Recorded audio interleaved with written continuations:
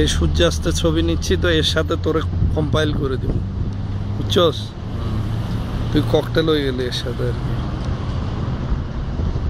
তারপরে এটা কে আবার ভালো করে বুঝতে হবে না, তার জন্য এইভাবে দিতেছি। এই দেখ, এদিকে দেখ, হ্যাঁ এইটা মানে লোকটাকে এবং কোথায় দাঁড়ানো এটাও আসবে, এবং আমার কথাগুলো রেকর্ড হয়ে গেল। তো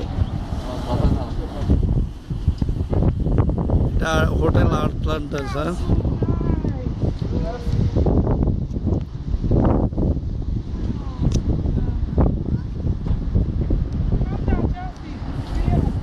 That's not going like that.